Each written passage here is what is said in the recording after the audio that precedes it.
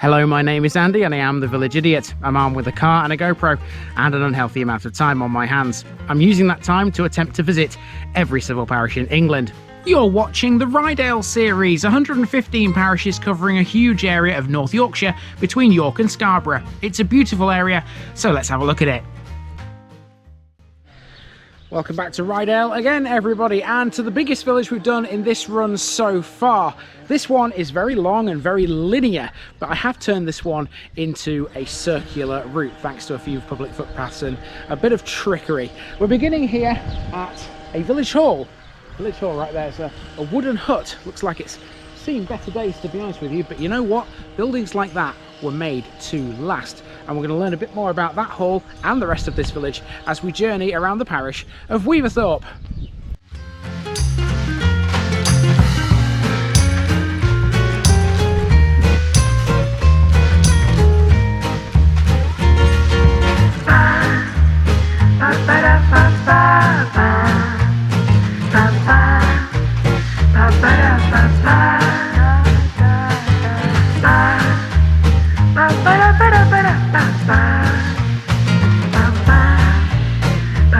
Here's my disclaimer for people who may be watching me for the first time. I say things as I would in my native accent and dialect.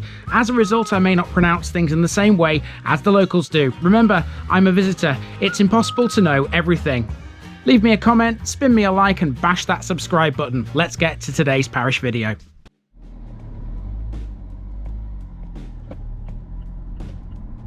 Weaverthorpe, Wigferth's farm.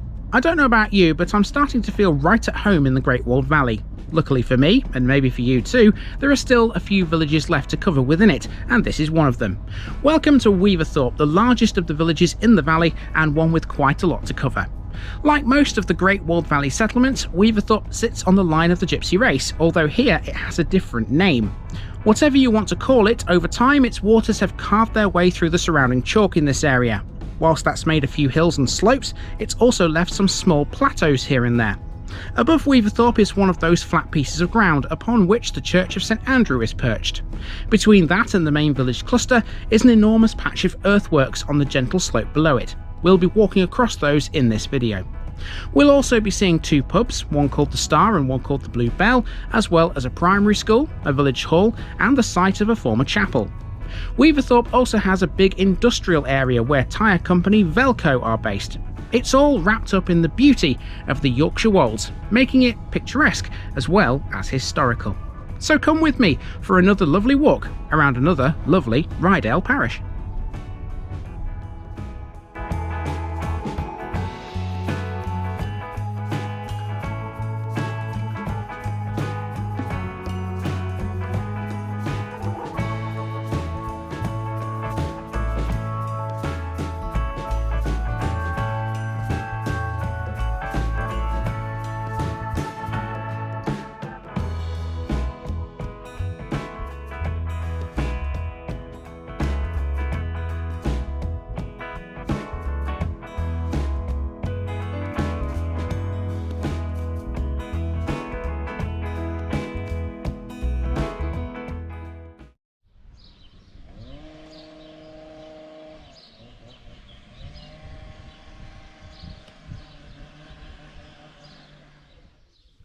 We begin at the village hall, which is perhaps the most well-used communal venue in all of the Great Wold Valley. It'll also be our finishing point later, so we'll talk more about it at the end.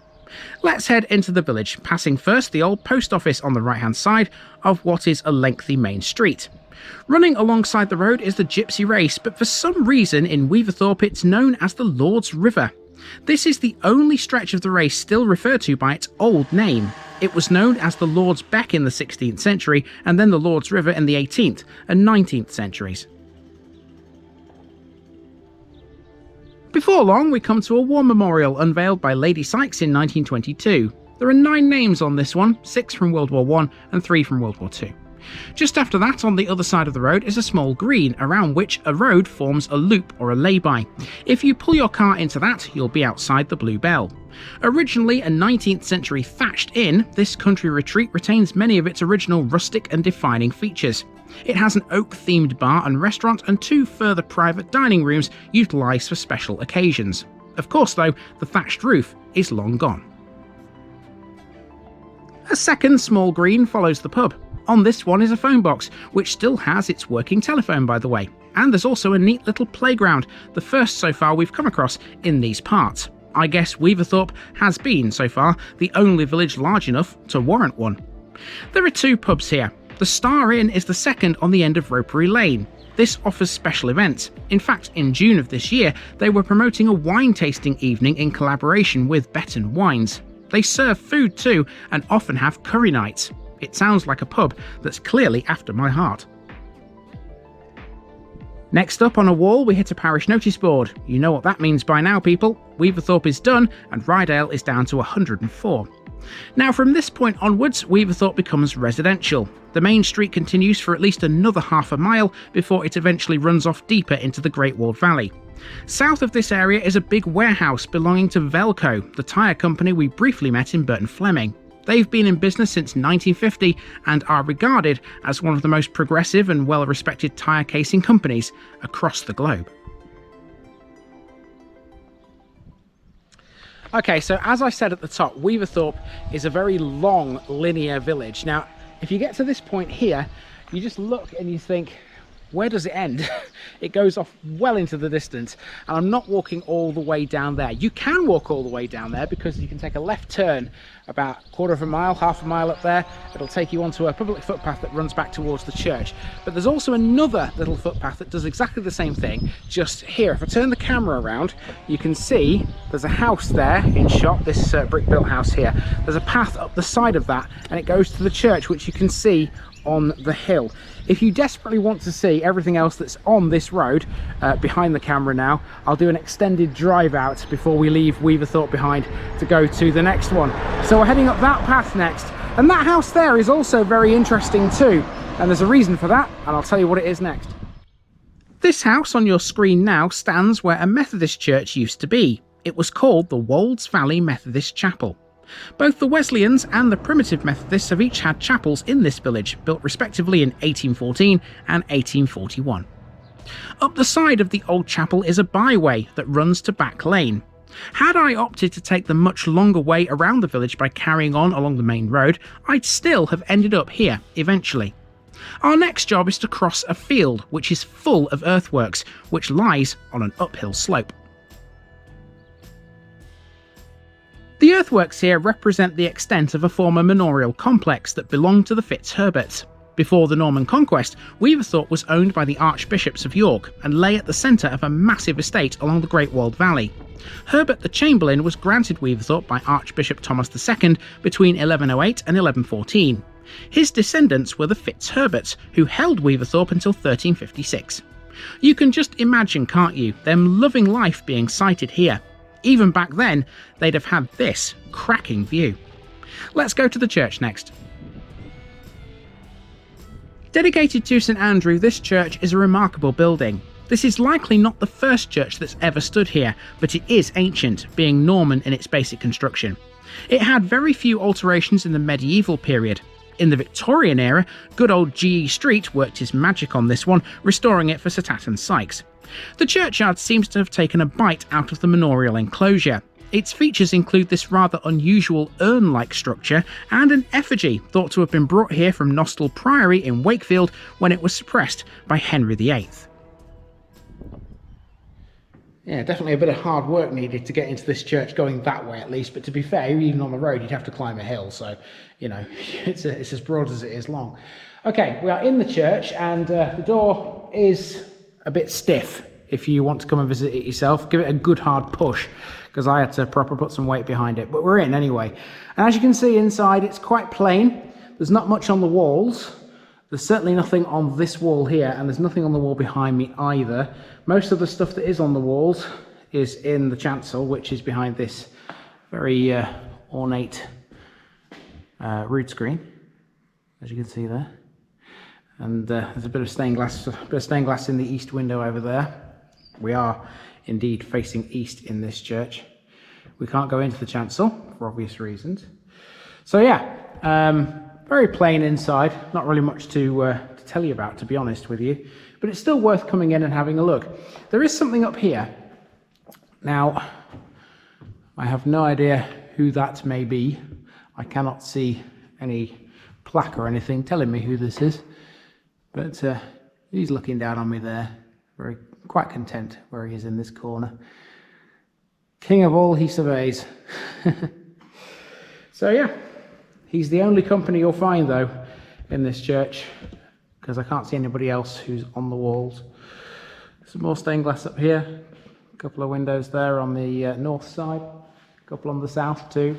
That one's St. John there, and that's St. James, according to the stained glass underneath the actual depictions of the two saints. Okay, there's a font in this corner,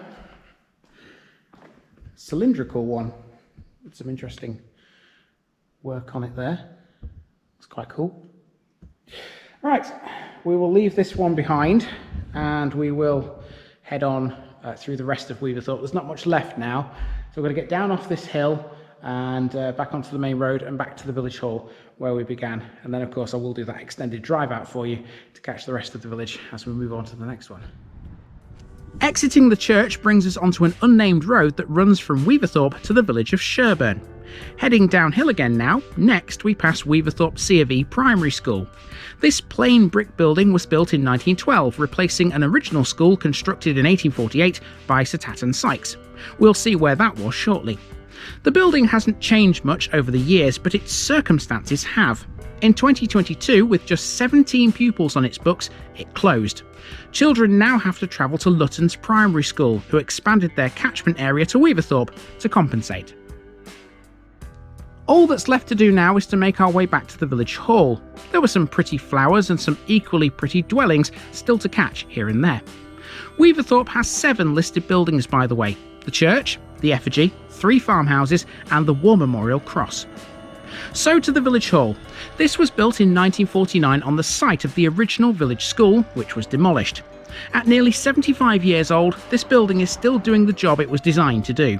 The fact it was hosting a coffee morning here proves it's as popular a venue now as it was when it was built. So, as promised, here's an extended drive out in order to catch the remaining residential areas of the village. The eastern end has this long cul-de-sac called Rary Drive. Rary Farmhouse and its attached walls is one of the 3 listed farmhouses I mentioned a moment ago.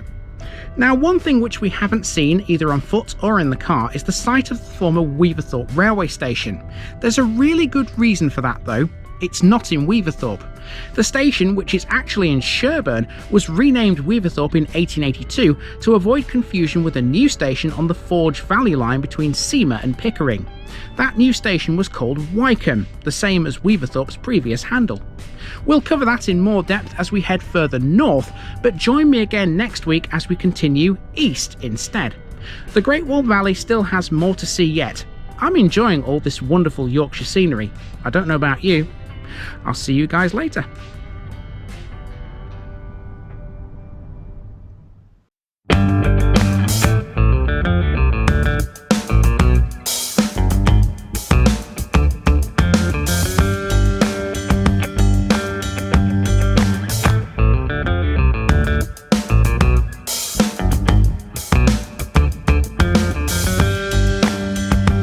Thanks for watching this video, folks.